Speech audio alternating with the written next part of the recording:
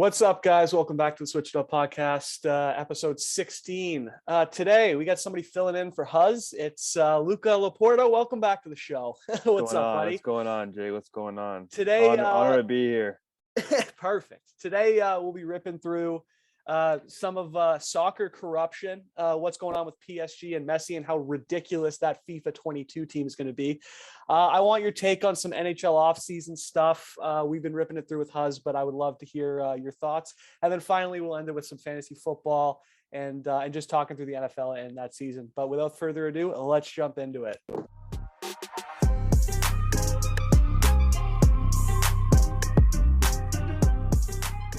So the first thing I wanted to talk to you about, buddy, is the PSG Messi signing, obviously the implications for what it has at soccer as a whole. But like, more importantly, imagine using them in FIFA 22 next year. It's going to be a joke.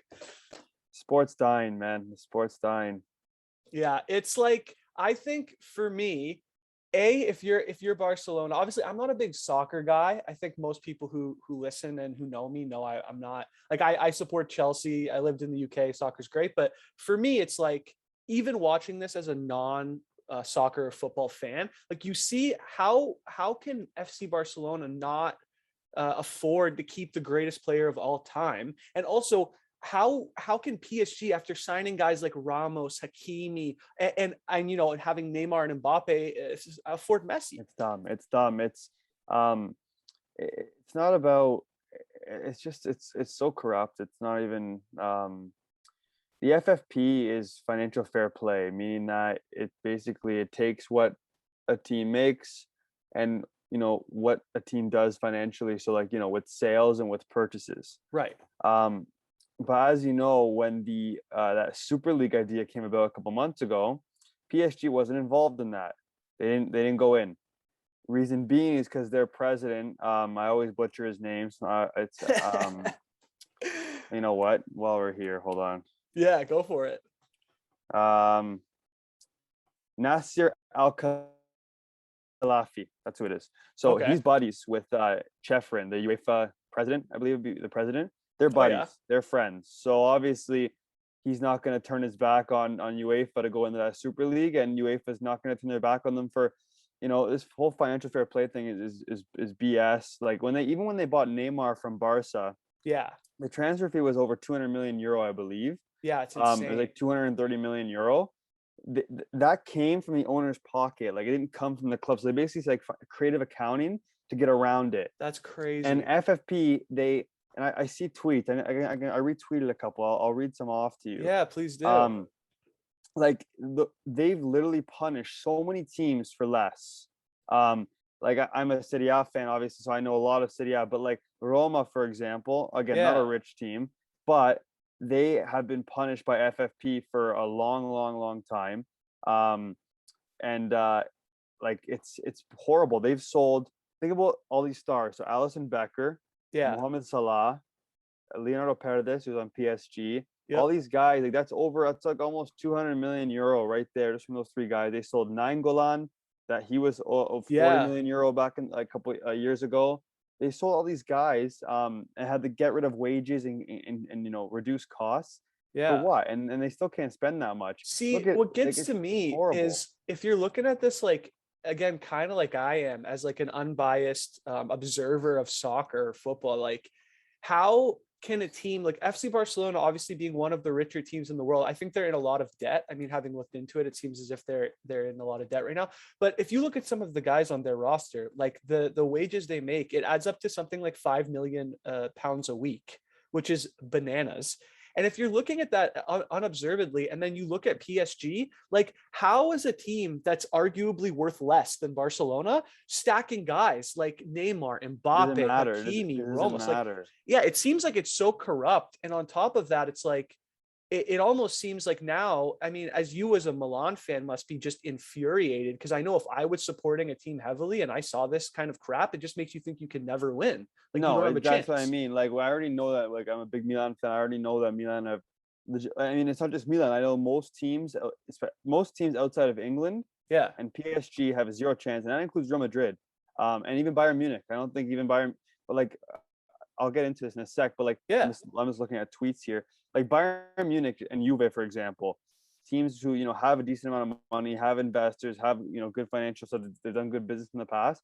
Their transfer budget right now is like 15 million euro. They have to make sales. If they don't make any good sales, they're not Right. going to buy. So essentially, and these teams do good business and they're not poor, but with the pandemic and stuff, they had to cut costs and they can't do it. But this PSG thing is and even Manchester City as well, Manchester United, it's ridiculous. And UEFA, basically, here's a tweet that I wanted to read out. So Anthony Lopopoulos, this tweet actually went off. He worked with the Score, the Milan fan.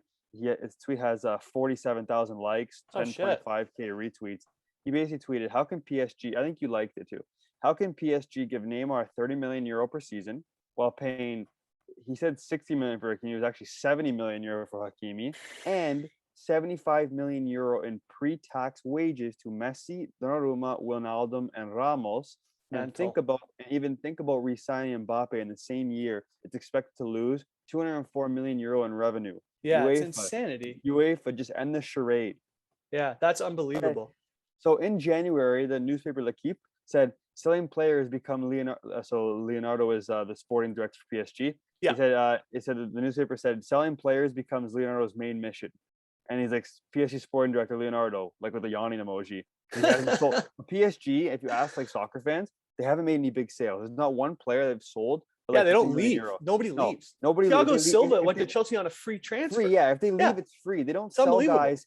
And like, you got to think too, they brought in Icardi 2 years ago from Inter for 60. It was a loan with an option to buy for, I think, 65 million euro. Literally. That. He's now the fourth choice. Like Cavani left for free.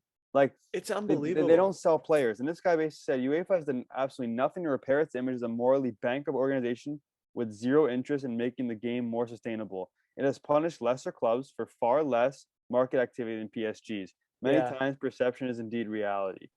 And I think it is true. Like if you blatantly look at it, the roster they have, the amount that they haven't sold, the money's got to come from somewhere. And clearly, like, I know they're owned by like these mega rich, crazy people. So like, I mean, obviously, if they're just shelling out of their pockets, it's the most corrupt system. No, and this guy even said Al Khelafi was prepared for PSG to suffer colossal losses because of the pandemic. Crazy. But suddenly, there's lots of money to spend without signing players. It's definitely worth looking into.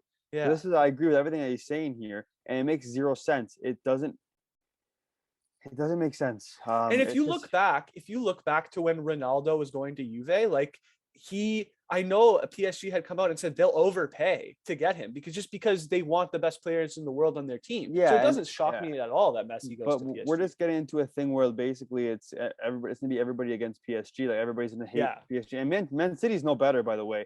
Manchester City, for sure. Manchester City, look at their whole team. They have 2 full squads, maybe 2.5. Yeah. And all the players, there's no homegrown. There's one, Phil Foden. Yeah. Aside from that, everybody was bought for over 40 million euro. Dude, look at the price Grealish went for. Like, I think I remember. I remember you tweeting, like, if he's in Serie A, like, what does he go for? Not 100 million. 50. Yeah. 50. Like, he's not 100 million 40. Player. If he's any other nationality, if he's Belgian, he's not. He's 40. No, exactly. Like, it's ridiculous. And there's another tweet too. It's a chart. Let me go to my retweets here. Sorry. No, by all means, go for it. Here it is right here. It's a chart. So Europe's top 5 leagues transfer balance so far. So Bundesliga is in the negatives. Serie A is in the negatives. La Liga spent like 50 million euro. Like this is net, right? So coming in and out. So Bundesliga has negative. And Serie A is a bit negative. La Liga is a little bit positive. Liga a little bit more positive.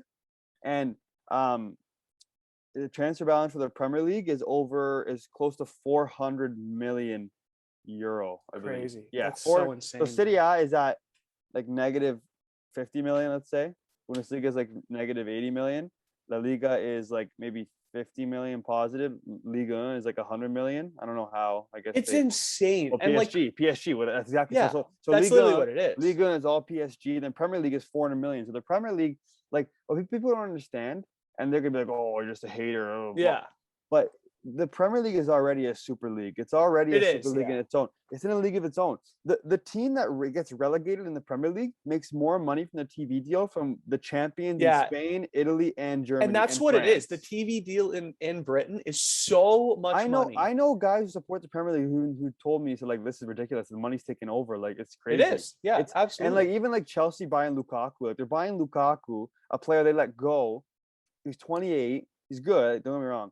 They're buying him for like 130 million euro, everything all in. Yeah. I can only dream of my team spending that. Like, only impossible. A couple teams can do that. Yeah. And it's gonna kill the game. Like, it's gonna. It is. I'm telling you, I was pro Super League in a way that maybe not exactly how they laid it out, but I'm pro Super League in a way that like kind of take control away from UEFA because it's so corrupt and just get guaranteed money to certain clubs and promote promotion relegation. And that's the thing too. And it obviously makes sense that you would be, because for Milan, like, what do you guys have to lose? Like, the teams that have stuff to lose are the big clubs, not you guys. You guys would be nothing but beneficial. And also, like, again, coming from even like the richest clubs, they don't have any to lose because they get guaranteed 300 million euro every year. Exactly. So there's no like, and then the problem is that when they announced it, they didn't really promote, like, they didn't have like a promotion relegation plan. Yeah. So that's what people wanted. But if they put a promotion relegation plan in for teams coming in and out of the Super League, then it's fine. I feel like they've almost burned the bridge now, like with Super League. You don't think so? You think they could do it? Money talks. So yeah, UEFA's so corrupt and it's horrible. It's, you know, Milan have been screwed by financial fair play. Personally speaking, we didn't go in Europa League the one year because we wanted to comply with them. So we bowed out of the Europa League. Roma, Inter, basically every team except, like, you know, Manchester City. Like, even City, like, they broke some rules and they appealed it and they got like a fine, which is like pocket change for them. Like, it's just, it's soccer's always in full of corruption. Like, I'm a huge fan. I guess my, you know, top three sport, but it's always in full of corruption and it's getting worse. This money taking over, and Messi to PSG, it's like it was already all set up. He was going to leave Barcelona and PSG was already pounced on him. And they're like, oh yeah. And Fabrizio Romano tweeted like, oh, you know, maybe FFP is trying to work out a deal to make it work. What do you mean FFP is trying to make it work? It's obviously going to work. They're not going to say no. Where else is it going to go? No one else can afford. And that's the thing. I was about to say, like, if you look at unobjectively just his wage, how many teams in the world can afford that? Maybe 4, 3. No. He's not going to Real Madrid. One or two. He's not going to Real Madrid because it's like the crosstown rival. Real Madrid's poor right now. They're not, Fiorentino Perez, their owner, said that they've all had to cut costs and reduce their salaries. Like, it's bad. Like I would say arguably PSG, Chelsea, Man City. Those are the 3 teams that could afford it. Yeah, that's really it. It's crazy. Like, I know Bayern can, that's for sure. So no, exactly. It's nuts. So and that's just like, it's sad because it just means that the best players in the world can only play for a few teams. And also, like, I mean, I'm just a guy who follows like the updates of who goes where because it's fun to see. But like, for me too, if you look at the last 5, 6, 7 years, like, it's basically like the Bundesliga, the Serie A, like, it's become a farm system for the Premier League. And it's like so sad because they lose all their stars. Like, I could see, like, obviously Sancho moving, which is crazy. Obviously Haaland is eventually going to move somewhere, which is brutal. But it's like these have become, it's like a feeding system to the big money, which is just like, it's horrendous. Bullshit. It's bullshit, to be honest. I don't know if am I allowed to say that on this podcast? Yeah, of course. By all means. It's crazy. But yeah, it's so sad. And anyway, we'll get off it because I'm sure we could both rant about Messi, that Messi signing forever. But the next thing I want to talk about, we've talked about briefly on the podcast before. Last time we had you on, it was mid playoffs. We were talking Habs Leafs. Obviously, Habs came back and crushed us. It is what it is. But going on to the off season, what do you think of the Habs move so far, and what do you think of the NHL off season as a whole? Yeah, this has been the best NHL off season in a long time. Yeah, they said so. Basically, there's been so much movement, a lot of big guys signing. Dougie Hamilton was probably the biggest one. Seth Jones, New Jersey, eh? Fuck me. I don't know why. I don't know why. I think obviously she just went there for money. You wanted to get paid. Yeah. Problem is he's never really won, never really come close to winning. So I don't really know what the plan is there. But I know Leaf fans wanted Dougie Hamilton to come to Toronto. Leaf fans want everybody, bro. Yeah, Leaf fans want everybody. It's funny. I think Leaf fans always think that like they're gonna sign everybody who's available. Yeah. In reality, they're getting Michael Bunting. But hey, you can't listen. We'll get into it in a second here. You can't knock what the Leafs have done. I'll give you my take on it. Yeah, can't. It's brutal. But what do you think of the Canadians offseason? What do you think of like the Hoffman signing? As Yeah. you know, Montreal's #1 fan. Yeah, Hoffman. As you know, I wanted Hoffman last summer, and I've always wanted Hoffman. I love Yeah. Hoffman. Yeah. He's from you know that I've told you before you even You signed him. I have. said I Yep. want Hoffman. I want Hoffman. He's from Kitchener, the local guy. Oh, love that. Scores goals. He scores goals. Like he's not. You don't bring him in to kill penalties. You don't bring him in to be physical. You bring him in Yep. to score goals. Power And play specialist. what do the Habs need? A guy who can score goals. We have enough guys who are defensive and physical and big, and we have guys like that. When you're a team that needs scoring, you need a guy. You bring in a guy who's just scoring. Yeah. There's a guy who when you're down a goal and you pull the goalie, he's dangerous. Like on the power play, like to be completely honest with you, on our unit one, to have Caulfield on one dot, Hoffman on another, and Suzuki can also shoot too. So it just makes it dangerous. Like you look at Tampa's power play, there's always just so many different areas you got to look at. That's what the House power plays, I think, is going to become. Like it's going to become a thing where there's going to be like two shooters, and even Petrie has a bomb from the point too. So there's a lot of different factors and Hoffman just adds to it. Like Hoffman's you're only lacking Kucherov, Point, and Stamkos, and then you guys will become Tampa. well, Kucherov or Hoffman plays in the regular season, so.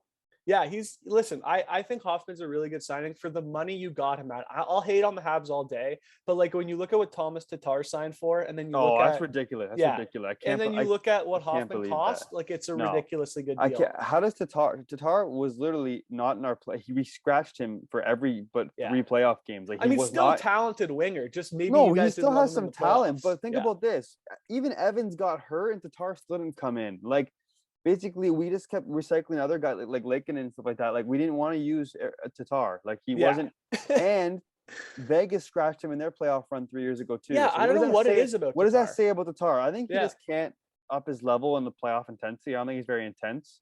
Yeah, that's got to be what it is. He's not. He's good. Like he has skill. Don't get me wrong. I like the guy as a person. Like whatever. But I would never pay him $4.5 million. He was making that now. He was making that this year. So it's crazy. Obviously, he's gonna go to New Jersey. Like he can say all he wants in his press conference. Like, yeah, New Jersey's great. No, they offered me the most money. Like there's no way anybody else offered him $4.5. I think a lot of people were chasing money this year. Like if Dougie Hamilton clearly was chasing the most money, like you get guys. I think the exceptions were Cal Makar. Obviously, he's a restricted free agent, but he signed for a lot less than what you would have expected in comparison to some competition there. Like Darnell Nurse got more than him, Seth Jones got more than him, Dougie obviously. But like, it's quite crazy how a lot of the big name free agents were chasing the money this year. I mean, Hoffman would be one that didn't. I would say. No, Hoffman did. I think he kind of saw like he had an opportunity to be an important player in the Habs, and obviously the Habs just went to the final, right? So like there's like a project in place, and like it's just obviously he probably likes playing in Canada, like big market. So being the biggest Hab fan in the world, honestly, what would you say how did it feel getting to watch it likely for the only time in your life, then make the Stanley Cup final? Yeah, I mean, it was fun until the Stanley Cup final. I mean, that Tampa team is just stupid. It's not even fun. It's like the NBA, it's like the Golden State Warriors. It's not even fun. Like I hope Tampa burn. Like I hope they burn to a team that doesn't make the playoffs. Like when I say burn, I mean like I hope they get screwed. I hope they get injuries pile up on them and stuff like that. No, like you know what I mean. Like I hope no, not in that sense. I mean, I know what you mean. I hope like they have a lot of adversity to fight because they haven't gotten any. So I hope karma will come around and kind of screw them over. Yeah. And after seeing all the Habs injuries that we were playing through, like it was hard to win a Stanley Cup. I do think it's sad. I do think it's sad that guys like Kucherov and Point can sign for $9 million, and to them it's like making 13. And that's why guys like teams like Toronto, teams like Montreal, like that's why like people rip the Marner contract. Like, and yes, I agree it's terrible, but we can't pay Marner $9 million because he's making them 6.5 because of the taxes. Like it's stupid. So the Canadian teams are always in. I've told you this over text. The Canadian, you won't see a Canadian team win a cup in a long time. I'm telling you, I will guarantee it. The Habs were the closest we're gonna get for a long time. Like Canadian speaking, the Canucks are gonna make it. Flames are gonna make it. Leafs are gonna make it. Sens are gonna make it. Habs are gonna make it. Jets are gonna make it. And maybe the Jets can make it close because that West sucks. But they do suck. I don't know if they can beat an East team maybe the Jets can do it. Like maybe Hellebuck would have to stand on his head like Price did. Yeah, It would have to exactly. be a whole thing. And like, obviously they would need to improve drastically the defensive core and stuff. They And have already. I mean, obviously, and we're talking like 2020, like past 2022, because the Leafs are winning the cup in 2022. But after that, like definitely a problem. Are you kidding me? So here, let me break it down. Obviously, if podcast listeners, if you don't know, Luca and I text a ton about the Leafs and hockey and everything, and it gets very, very strenuous at times. But let me break down why I feel like the Leafs offseason was great, right? So you rip Kyle Dubas and his suit and his nerd hair and everything else, and him being an analytics guy, you hate it. I obviously understand. The nerd. But here's the thing, right? He tried his best, and this is how I understand it. He tried his best to help support what fans and analysts are saying while also keeping true to the analytics side, right? So what did we lose? We lost Nick Foligno, who played 4 games for us, no big deal. We lost Zach Hyman. Obviously, that's a tough loss, right? Here's what it reminds me of. It reminds me of Moneyball and Billy Bean and the Athletics. Billy Bean. You can compare Kyle Dubas to Here's Billy why. Bean. If you've ever seen the fantastic film Moneyball, you'll know that Jason Giambi, who was making $7.5 million, left for the Yankees. Billy Bean said to his staff, "We need to replace Jason Giambi, not with one guy who can be Jason Giambi, but with a bunch of guys who can duplicate exactly what Jason Giambi did in his on-base percentage." What Kyle has done is he has said, "Bye-bye, Zach Hyman. Go make your $5.5 million, get overpaid with the Oilers. We're going to replace you with the guys who are also power forwards, can hit, can dig in the boards, can score as many goals as you did, and provide as much offense as you did for less money than you." And that is Bunting, who had 10 and 21. That's not rocket science to replace Zach Hyman like that. Like, he doesn't make it a genius GM for doing that. Anybody can do that. Like, I'm not saying it does, but what he did do is, while also replacing Hyman with a guy like Richie, who can finish on the first line, a guy like Bunting, who's 6'3", 220, a guy like Kasha, who's 6'1", 220. Yeah, who hasn't played in 2 years. Right. But what I'm saying is these signings, while they aren't fantastic name-wise, add a ton of size, which we desperately lack in the playoffs. Nick Ritchie averages 4 hits a game in the playoffs for Boston, which is electric. Adds a ton of a big body presence. And on top of that too is, so he covers the size thing. He also covers the stats that Hyman provides. And these signings have like upside to them. Like Bunting, obviously 10 goals, 21 games. There's some upside there. If he falls flat, in the pan. Yeah. Come on. If he falls flat, then it's $800K down the drain. Who gives a shit? But there's upside. Same with Kasha, right? He's obviously done. Right. He can't play. He went through concussions. I'll grant you. Yeah, sure. But we signed him for $1.25 million. That's a lot for a guy who hasn't played in 2 years. He went for a first-round pick in 2019 and a prospect. That was before he didn't play for 2 years. If he regains the form, upside signing. Upside. Yeah. Bang. How about analytics? Jeff Skinner had concussion problems his whole life. He had 1 good season, and now look. Oh, listen, I'm with you. I agree. I think that there's a very good chance he falls flat. As I say, the same with Bunting. But these signings have upside. But your team is literally, again, relying on Austin Matthews and everything like that. And guess what? You can't rely on those guys. They are soft. See, this is the thing people don't understand about the Leafs, right? Is you can't rely on those guys. They say that when they're 22 and 23 years old. Like, we have so many years. Crosby was good at 22, 23. What do you mean? Oh, sure. Crosby's good. Crosby's also surrounded with the absolute stud roster. Matthews and Marner are going to take some time. That Penguins team wasn't that good when he was that young. I looked at it. He didn't have a Nylander. He didn't have a Tavares. He didn't have a Marner. Okay. Malcolm was the only guy he had. That's it. Crosby joined a team that had a first overall goaltender in Marc-Andre Fleury, that had Jordan Staal, who went 3rd overall the year before. Evgeny Mal. Well, I mean, he in his prime, Jordan Staal was but listen. That team also sucked before Crosby. They're going to relocate. That team sucks. Yeah, of course. A couple good draft picks, but that team sucked. Guess what? The Leafs have sucked for freaking 60 years. Of course. So, where is that? Like, Matthews came into a team that sucked for 60 years. There is a precedent in the league, okay, of players who go very high in the draft, i.e., a McDavid, a Matthews, a Marner, whatever, of being. I wouldn't say as far. The Leafs are an extreme example of not doing well in the playoffs their first few years, and then as their careers progress, doing better and better. Obviously, the Leafs have gotten screwed here with the flat cap, because that obviously prevents the contracts from looking better in the years later, and also with the fact that they've clearly had this psychological thing of 60 years is frustrating. But if you look at Ovechkin, it took him very long time to break out. Patrick Kane, a few years, probably I think it was 5 before he won his first, or no, when did they win? 2010. So 4 years before he won his first cup.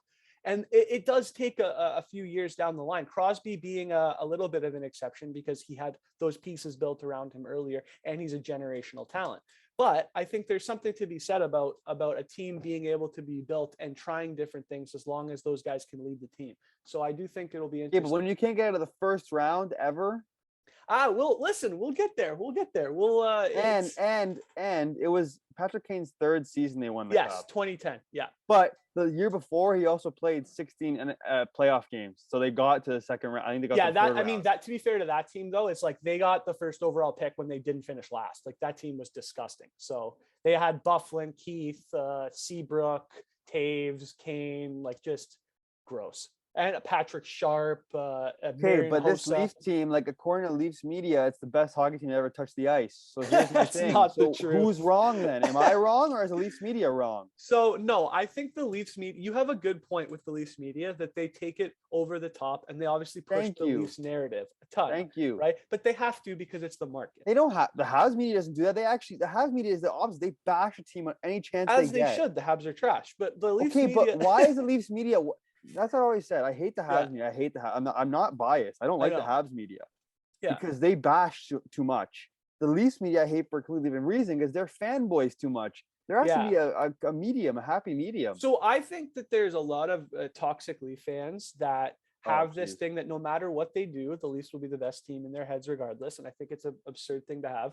I honestly am getting to the point now where like I'm almost like you and I'm so negative until there gets to a point where you give me a reason to be positive. Like, that's me. I'm negative until you prove me otherwise. Exactly. And I'm getting to that point in my Leafs fandom. To be honest, I think a lot of fans I know are like that. Like if their team doesn't want anything, that's like if your team has won 3 cups in 6 years, you're not like that anymore. But if you have not won anything, then you're probably you're gonna watch. You're gonna be a diehard fan, but you're gonna have you're not gonna have no hope unless the team proves that they can do something. But that's Huz is saying the same thing. Like Huz is like, I don't want to give any takes until trade deadline and where I could see where we're in the stats. Like I don't want to like the long season. Yeah, exactly. And that's what I think. It's like also too, if you look at our division, it's going to be real tough for both our teams this year. We got Florida, who's going to be gross, signing best all their division players. in hockey. Yeah, Tampa's obviously disgusting. Montreal's gotten better. The Leafs have, I mean, I would argue they've improved, but you could say even if they stay flat, they're still a very good team in the regular season. So yeah, it's gonna be. Their goaltending is a huge question mark. I'll be honest. For the Leafs, I think it's improved by a country mile. You have 2 goaltenders who are injury prone. They're both 2 injury prone goaltenders. Yeah, but I mean, they're both not. They're neither of them are a 1A starter in the league. I think so I would say Jack Campbell proved himself as a starter down the stretch last year. Because he won 10 games in a row. Like that's what I mean. 11 games in a row, and B he in the Canadian division. Yeah, I agree. But he played down the stretch at a very solid level. And granted, a flash in the pan, you can make the case. Mrazek has had better numbers than Anderson the last 4 years. It's very similar though. Very similar numbers. Sure. But Anderson has led us to the playoffs consistently for 4 years. So even if they are similar, right, you can make the case that the things don't change. And if Mrazek also has never had the role where he's had to play 65 games. Yeah, but he'll also never do that in Toronto. Like Campbell is going to be the has injury starter. history. What do you mean? Right. Okay. So worst case scenario, right? They start off as a tandem. One of them gets hurt 25 games into the season, right? So let's say Campbell gets hurt, then you've already played 25 games. You probably play 12 each. Mrazek plays. You bring up a backup from the Marlies. You're probably still going to play 3 games to 1, something like that. I don't see a case where Mrazek ends up playing 65 games. Like there's no way. 60 games. Yeah, but obviously that would mean Campbell would have to be out for the season. And at that point, man. You pivot and you trade for a backup. I'm just telling you right now, I can't see a Stanley Cup winning team with Campbell, Mrazek. And I would say if the Carolina Hurricanes goaltending was Mrazek and Campbell, I'd say the same thing because I literally said I picked Carolina in my playoff pool, but I said, man, that goaltending is not going to win them a cup. I know what you mean. But Nedeljkovic was good. Yeah, Nedeljkovic was solid. But Mrazek, like I just said, like, you know what? Like these guys aren't elite. These guys aren't tier 1. Like it's hard. Yeah, I think obviously down the stretch, if it is a flash in the pan, brutal. Okay, great. I'll grant you. But Campbell's numbers down the stretch there, and for the last 35 games of the season, out of 55, he was a 1A goaltender. He was like, if he could continue those numbers, the same teams, the Canadian I understand. teams. He has a lot to prove in this next season, and he has a lot to prove against teams like Tampa and teams like Florida. And he never saw them. He never saw. I know, them, that's right? what I mean. He's got a lot to prove against them. But if he can continue to put up those numbers and steal a few games, he doesn't have to be a top 3 goaltender. He has to be a top 10 goaltender. No, I just can't see but you have to limit mistakes, and I feel like a guy like that can make a mistake. Yeah, but he has put together stretches of dominance as a goaltender. Granted, and Montreal made the Cup final, so there's something to be said about that. Now, I know obviously in the regular season they weren't the same team, but I would say that if he could put together those same stretches, we'll be completely fine. Now, granted, I think we should. You need Jake Allen. That's what you need. Jake Allen. Jake Allen's good. Yeah, he's all right. He's all right. Solid backup. I listen. I'll give Jake Allen some regular season credit, but he did. He's the reason why he made the playoff. He's good. You're trying to tell me he's a crap. In the season, you're like, no, he sucks. I'm like, no, he's good. He's the reason why he won games. He kept us in games. I would argue. Okay, everybody ready to see Luca blow his top? I would argue Mrazek is better than Allen by a lot. But what sample? What did you take that from? So analytically, Mrazek is the goaltender. There's no thing to analytics. Can they stop the puck? Yes or no? Yeah, and Mrazek wins hockey games when he starts. Oh, does he? Yeah, he wins hockey games, and so by virtue of surely that stat, he is a tandem goaltender, and he is a 1A tandem. When Mrazek starts in a tandem, he is fantastic. And so by virtue of that, we have a fantastic tandem of Campbell and Mrazek. And when you platoon that, obviously one will have to win it in the playoffs. But until then, I'll argue he's a very, very, very good signing. Jake Allen is very, very good backup as well. The Price Allen tandem is better than the Mrazek Campbell tandem. I'll give. Wow, thanks for admitting that. Yeah, well, Price is a 1A goaltender. He's proved it in the playoffs, hasn't he? So you got to give that. I don't care. The last hockey thing I want to touch on before we move on to fantasy football, because we got to get to that in a second here. But the last thing I want to touch on is Jack Eichel. Do you think he gets traded? Where do you think he goes? I want your take, because and I have been talking about it endlessly. He's not going to get traded. What? Come on. No. He came out with that statement that said he's done playing in Buffalo. He wants nothing to do with them. They forced the surgery. He doesn't want it. Blah blah blah blah. Come on. You don't think he's moving? No. I would say. I would almost bet my house on the fact that he's going to the New York Rangers. You don't have a house, so you don't have a house. So what are you betting on? I'll bet my rent money that I on Jack Eichel that he moves to the New York Rangers, simply just because he has. But it would only happen. Listen, here's my thing. Yeah. As it stands right now, if the Rangers do not change that deal that they're offering, whatever the hell they're offering, it's not happening. They're not going to. But they have to offer more. If they don't offer more, then Eichel will play with the Sabres next season. I don't think I would. I think at this point it's gotten so bad. Eichel won't hold out. I think he sits. Kevin Adams said we're prepared to have Jack at training camp. Yeah, I don't think Jack's prepared to be at training camp. And also the snaky way that they went about it, masking the trade offers as if he wouldn't play this season and that Eichel would go back and play next season is crazy to me. No wonder teams weren't offering as much as they should be, because they didn't know he was even eligible to play this year.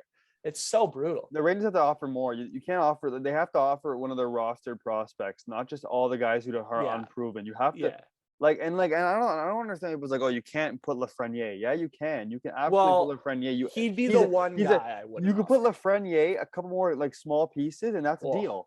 I honestly, if it were me, right, I would say Eichel's a top. If it wasn't because of McDavid, Eichel's number 1 pick in the draft for sure. So Eichel's a top. So why can't you trade Lafreniere? He's the number 1 pick, and here's the thing, right? I would argue this, and while I do think that's a fair thing to say, and Eichel's not you don't see guys who are 23 years old scoring 100 points being offered for trade at all. Ever. And he's a call him a number 1 pick. Right, exactly. He's a number 1 pick, sure. But you don't see guys at this age with that talent being offered, let alone at center, right? So that's why it's massive. And while I do think it wouldn't be an overpay to offer a guy like Lafreniere, I don't see New York ever doing that. Because why not though? They have their wingers. They have those other guys. They have the other guys coming up. The reason I would say is if I'm the GM of the Rangers, I would say I have literally 2 untouchables on my roster, and they are Artemi Panarin and Lafreniere. The Rangers are a team that have so many unbelievably good prospects. Zach Jones, stud defenseman. Niles Lundqvist, first round stud defenseman. Capo Caco, first round guy who's already. Yeah. Capo Caco. He's so young. Oh, He is come on. so young. Dude, 20 years old. He's our second overall pick playing in the show at 20. Okay. So we have him. Vitaly Kravtsov, #1 player not to play in the NHL. The outside the NHL. guy. The Kravtsov guy is good. He's very good. And he's built like a truck. So he's going to be fantastic. There are so many packages you could put together. Braden Schneider, first-round pick defense. Like they have a ton, right? So if you package a guy like Schneider with Jones, 2 first-round defensemen, or Lundqvist, right? 2 first-round defensemen with a guy like Kravtsov and 2 first-round picks, that's like you could get him without a question in my mind. Okay, but they're not offering that. Right. If they did, it would have been a done deal already. That's what I mean. They're probably offering like one of those guys in a first-round pick, and a cap dump. And Sabres are like, why would we do that? Because the Sabres have to stay serious for their fans too. They're going to trade Jack Eichel. They have to show that, okay, I'm going to trade Jack Eichel, but it's going to be because we have a new product in place, and we're going to put this guy in.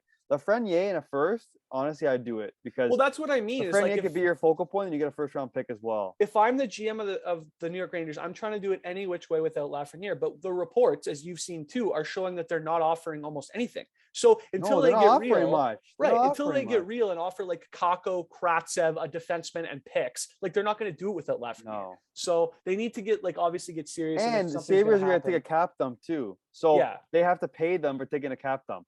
Well. It's true. So in the deal. True. So if you take a guy like who's a cap dump on the Rangers, Brendan Smith still contracted? No. I mean, there's got to be. I'm sure there's. Let me look right now. We're talking about it. But that's the thing with Eichel, man. It's like if you aren't willing to pay, like I do think there's many ways they do it without Laff, but if they have to include them, I think you almost have to, because if you compare Panarin, I think their captain would be Ryan Strome. Yeah, really. Ryan Strome would be a good example. He only has value, but he only has 1 year left though at 4.5. So he would be. I mean, Zibanejad. See, here's the thing though. Zibanejad. The Rangers are going to have to clear cap, man. Yeah, because Zibanejad wants 10 mil. He might have to go the other way. So that's what I mean. So Zibanejad wants a $5 million raise next year. Yeah. Ryan Strome is going to get a raise too if he has a good year. Okay. Yeah, he's going to get traded. Sure. Stromer's gone. Adam Fox is an RFA after this season. He's going to want 7, 8. So the Rangers can't do all this. They have to.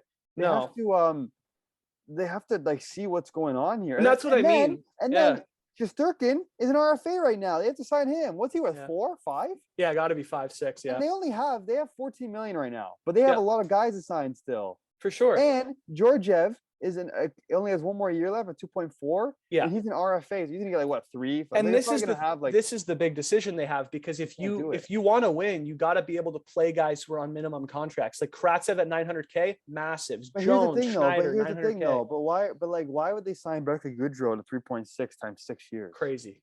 Why would they do that? So it's the worst contract in free agency. So why would they do that? Like, and why would they get Ryan Reeves? Like, why? I don't know. They're making some bold moves. They might not. Who knows? They might not go for Eichel. Well, they got rid of Bushnevich for Sammy Blaze, but that was just a cap dump as well. But that's because they have to sign all these guys, and they probably want to keep Zibanejad.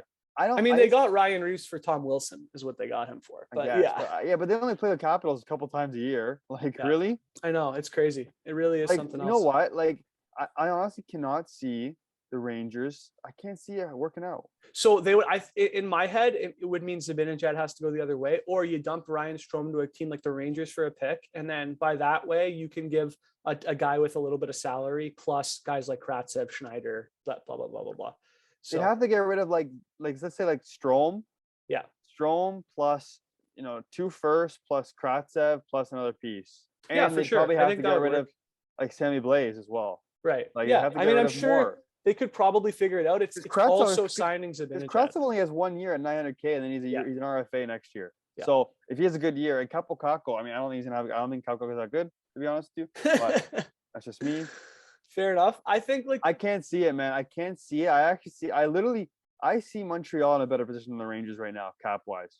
Yeah, I mean, Montreal makes a ton of sense simply because they would be able to take the salary and they wouldn't have to sign him in free agency, right? Like they wouldn't have to convince him to come, which is a big deal. And we can give up first, and we can give up like Kokoniemi and more. Yeah. Well, think about it. I think If if you're Kokoniemi looking isn't Kokoniemi classified as he's a first round pick, so if he'd be a first you're round pick if plus you're two first. looking at the Rangers and you're telling me they have to trade Laugh, then you guys better have to trade Caulfield and Suzuki. No, we're doing it without Caulfield. Oh my God. Give me a break. But I'm saying that if I'm the Sabres, I'm gonna ask them for Lafreniere because sure. from what they're rumored to be offering is kind of their shit Right. deals. So I'd ask for Caulfield and Suzuki as a start. But no one's gonna get Caulfield and Suzuki for Eichel right now. Simple as that. I don't know. You'd have to. I think one Like of them. Lafreniere he's only had one season and it wasn't great. Yeah, like, but he is going to be a stud. Like Suzuki just came off a great year and so is Caulfield. So like it's hard to listen. I love Caulfield. I think Caulfield's Alex DeBrincat 2.0. He's going to be a 35 goal scorer consistently. I think he's great. He's not Lafreniere. Lafreniere in my mind is like one of the best prospects I've ever watched in junior, and he is. So he had a down year because he didn't get played in the first line much. He didn't get as many minutes as he should. The guy's 19 years old, man. He's going to be unbelievable. His hands, his puck IQ is just crazy. So we'll see. I think the game's changed a lot. Though? I did expect more than 20 points. Yeah, and I think it's limiting the lines. Like if you look at McDavid's first year, now Lafreniere's not McDavid, but if you look at McDavid's first year, he got nothing but first line time. He was playing with the best players and running the power play. Lafreniere got barely any power play time. He was on the third line and playing with scrubs. So it's a little different. They didn't really let him go as they should have, I think. I guess, but you know what? Like, I think Minnesota actually makes some sense too, to be honest. Yeah, I agree. I think Minnesota has $20 million in cap space right now. Granted, that's not with Kaprizov. I don't know what's going on with that. Yeah, it's crazy. He's gonna go to the KHL. Like, if he goes to the KHL, imagine they trade the rights to Kaprizov, a couple firsts and more to Buffalo for. I think if they're going to make an Eichel trade, they have to keep Kaprizov on the roster. Otherwise, it doesn't make sense. But they also just bought out Suter and Parise, so their whole situation is just a disaster as it sits at the moment. But who knows? We'll see. Good though. Look at their DD core: Spurgeon, Brodin, Dumba, Gulagowski. They're a good team. They're in as much cap problems as anybody. Yeah, but look how much they're paying. Like Spurgeon makes 7.5. I know. Brodin makes 6. Dumba makes 6. Yeah, it's something. Alex Gulagowski for 5. Yeah, they got some terrible contracts on their team. Jeez. But I'll just say to wrap it up, I think Eichel's going to the Rangers. You don't think he's moving? It'll be interesting to see. I think he'll move if a team offers a good deal, but if not, I think he's going to go back to the Sabres.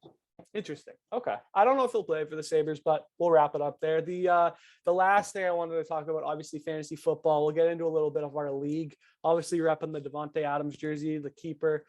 He's great. I'm going into the season. So for those of you who are listening and you don't know, Luca and I are in a league together called the League of Champions. I am the defending champion of that league. Fantastic. It eats away at Luca every day of his life. Can't wait to see my name engraved on the trophy come the draft. But all that being said, I am going into the league this year with Davante Adams and Alvin Kamara as my keepers and picks in only 1 through 4 of the first round. I got my work cut out for me. I'm doing mocks. I'm doing all the insider deep diving for sleepers and basically hoping and praying. You, on the other hand, have Chubb and Terry McLaurin and have picks 1 through 4 also, or 2 fourths, I believe, and a 5th. So you're in much better shape than I am. What's the strategy going into the year? And a 6th. Yeah, that's true. What's your strategy going into the year? Now, you don't, obviously without giving me anything, but are you thinking like, are you going, what are you going TEs? Are you going wide receivers? What's the go-to? Where are you looking at? You know what? Depends on some other people's keepers as well. Yeah. I think I don't really know everybody's keeper yet. So when you have a 2-keeper league, and we have a rule that I'm the commissioner, by the way.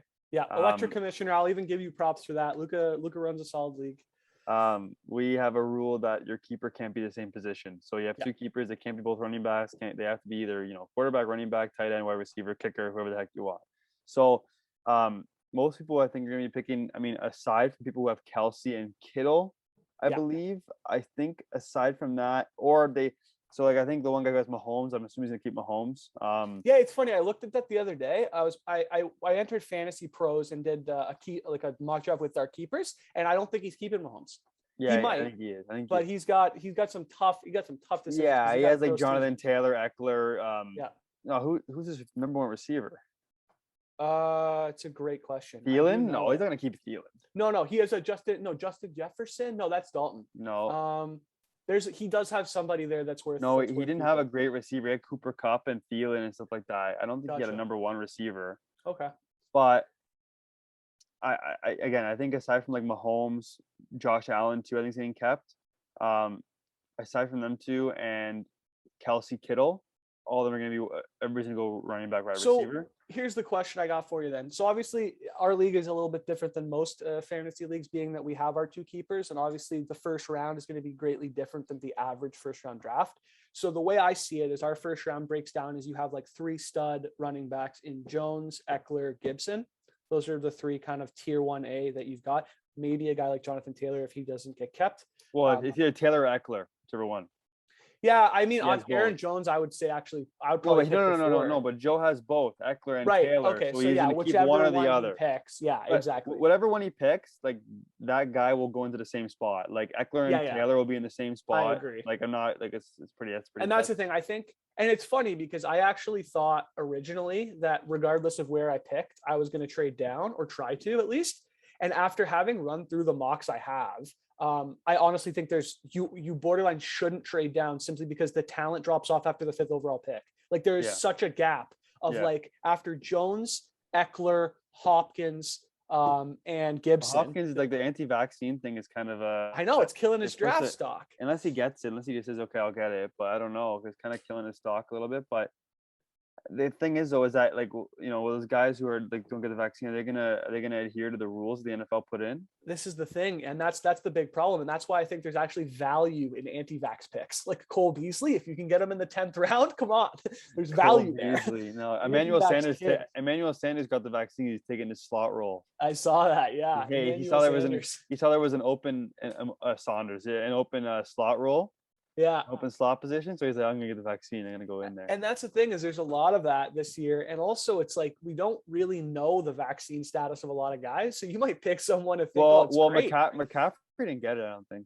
Did he not? He said I'm not. He said I'm not telling you if I did or I didn't. So I'm probably. So clearly he didn't. Yeah. Tragic for Carter there. Wow, but like McCaffrey, like I bet like the Panthers probably say, okay, brother, like you got to do this and this then because we're not making you miss a game here. Yeah, for sure. He's like their entire offense. But at the same time too, it's like there's also it really does depend where you pick because I've done like a shit ton of different mocks now too, and it's like the first 5 rounds are kind of crucial in our draft. After that, it's like that's like then everybody else's average 8th to 9th, and then there's really no talent. You're just picking guys for fun, basically. Yeah, and that's the thing is like you can obviously go rookies, so you can go guys like Jalen Waddle, who might have a lot of potential there, but that's like big play situation. You're not banking your season on playing Jalen Waddle, and obviously with our league we do one flex. Essentially, one flex, and then all those guys you pick later are just guys you can swap out for waiver wire guys anyway. Like it's not there's no strategy to it really. Like there really isn't. And that's whoever's there, you think, okay, this guy could be decent. Okay, can pick him. Or it's like your favorite team. I like this guy. Okay, I'll take him. Exactly. And that's where like the borderline panic set in because I thought for me, I'm like, oh shit, I traded a lot of my picks to make a playoff run last year. Disaster. So for me, I thought, I'm going to be struggling past round 4, but I mean, realistically now, if I make a small trade to move up into round 5 or even like round 6, that's all you need really is your 2 keepers, 5 players, and you're basically golden. So it's going to be a very interesting season for us. The last thing I have is, do you have any sleeper picks for the season? No, you don't have to give me your best ones, but you got any locked away in the strategy for RG3's knees there? To be completely honest with you, like I haven't done a mock with our keepers. I don't want to pay for it in fantasy. No, pros, of course, to be honest. understandable. I don't want to do that. I mean, I guess you can just kind of do a mock draft and just kind of like cross out the guys who are kept. Yeah, exactly.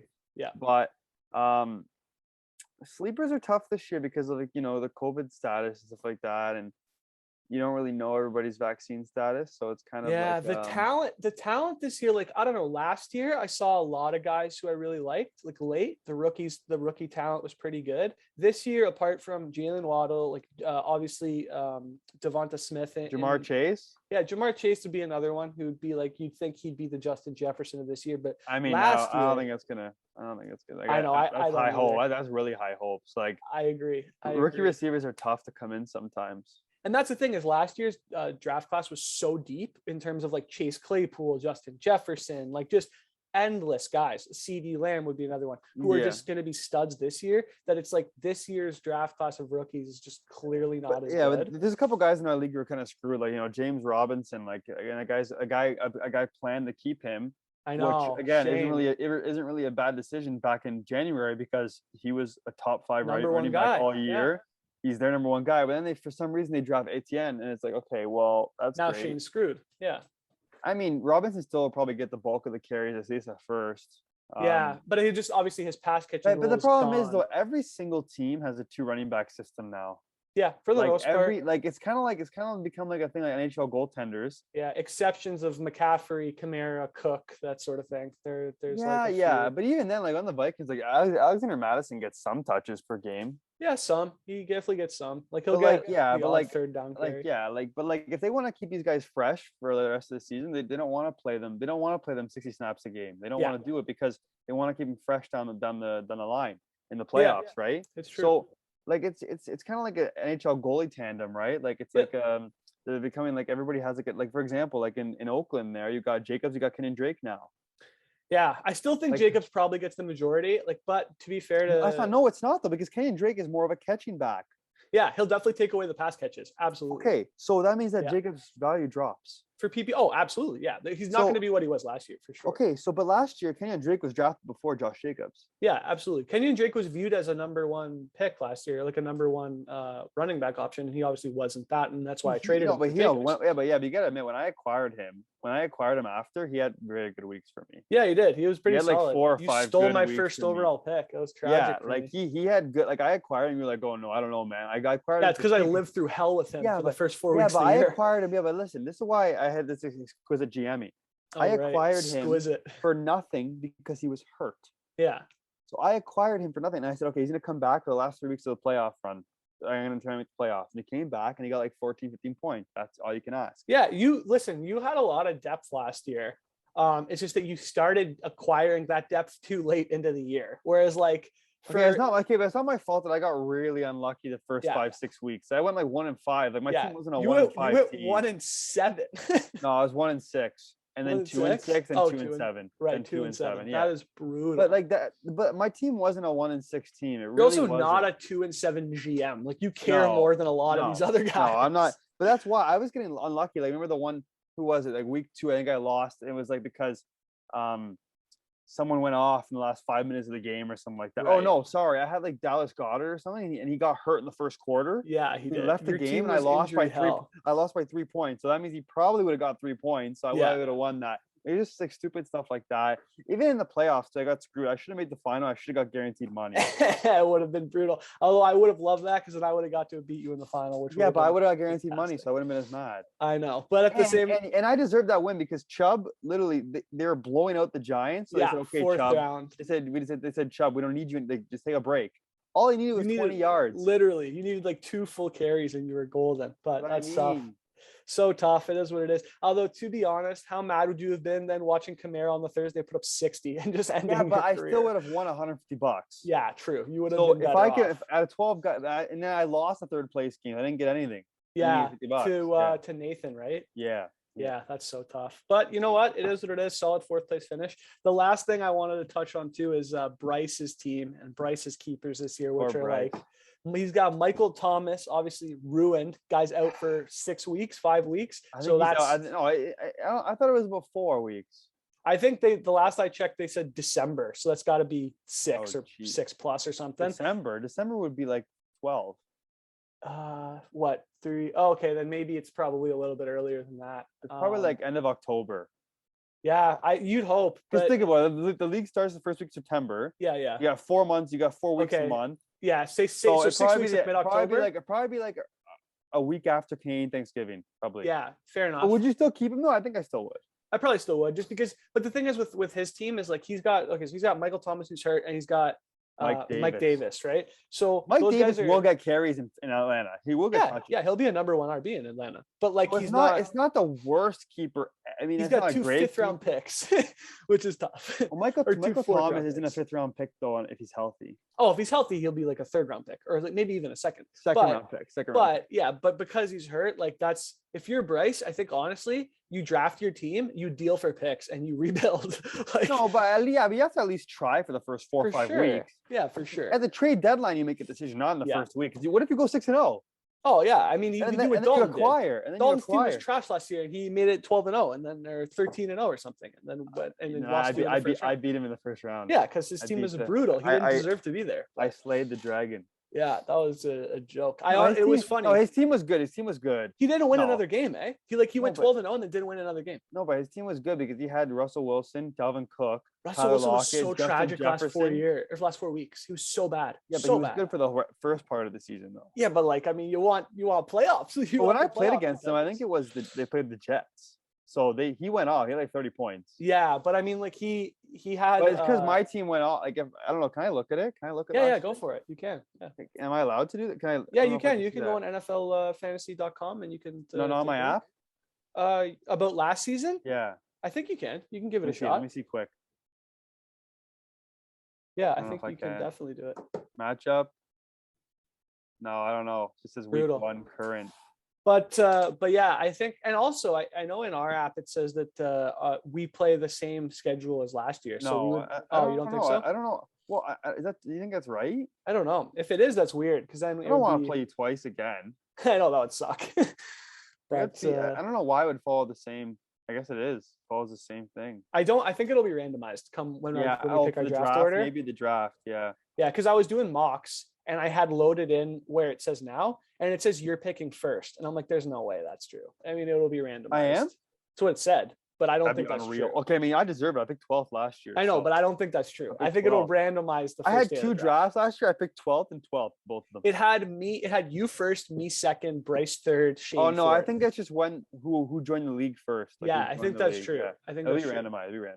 Yeah, because that's what I mean. Like, if that was the truth, then I would be like the whole keeper situation's kind of messed up. It's kind of like it's kind of like hold on, I'm just playing this here. It's kind of keepers makes it interesting though. Like I'm happy I did a keeper league. Yeah, me too. I think keepers is the best way to do it. There's a lot of fun things for the league, and I mean, I think Dynasty's a bit boring, it's my opinion, but I agree because I think if you just have the same players, all of them. Like, come on, like you have the same guys. I would get sick and tired of looking at the same guys. Yeah, that's the thing. You got to be able to make it fun at the draft. There's so much stuff that you could do at the draft, which will make it fun. Like, obviously, we're doing the 300-second clock you can activate trades and we're doing a 300-second clock, but it's not actually a 300-second clock kind of thing. Yeah, offline it's an online, but an offline draft. Yeah, exactly. It should be an interesting one. Yeah, I look forward to once again taking the crown. End of August. I got Monday the 30th right now. Monday the 30th right now for the draft. I did that. So I'm doing the draft the day after the final preseason game. So any injuries that happen, I think that's the smartest way to do it, because if you do it during the preseason, so this way after we'll know if anybody's hurt. Yeah. And anybody gets hurt in practice, and it's just unlucky at that point. Yeah, it's tough, but it is what it is. I'm looking forward to it. I think it's going to be unreal. We'll have to we'll reconvene at some point here mid-season on the podcast. Please. I want to talk to Huz about it too. Absolutely, he'll be on. Huz a bit. Sorry for Huz not being here, listeners, but next week he'll be back. But anyways, we'll leave it at that. And thank you so much for listening, and we'll see you next week.